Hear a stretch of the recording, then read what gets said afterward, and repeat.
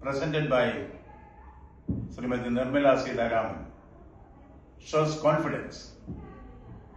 It prepares the nation for the future. It also keeps the common citizen at the center.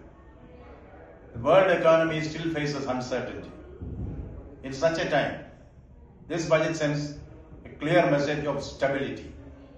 It also shows ambition for growth. The focus is on long-term development. It looks beyond immediate gains. I welcome the strong push for roads, railways, ports, and urban transport. These projects create jobs. Yes, they create jobs in substantial numbers. They improve movement of people and goods. They strengthen supply chains.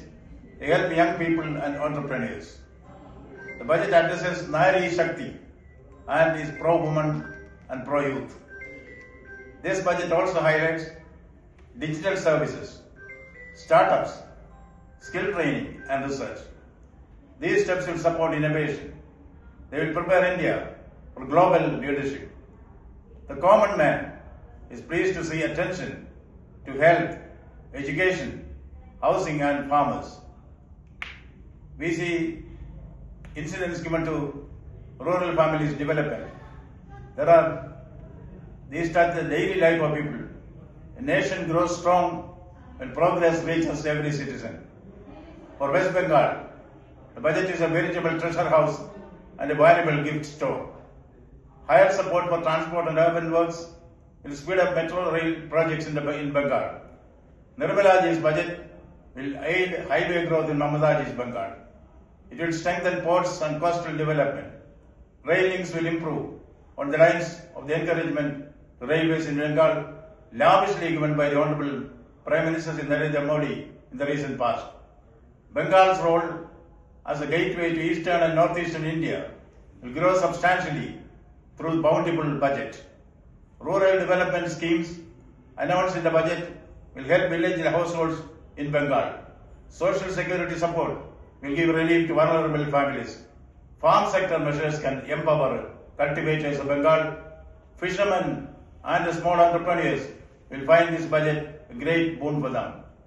Support for industry, MSMEs, textiles, logistics and skill development is important for the youth of Bengal.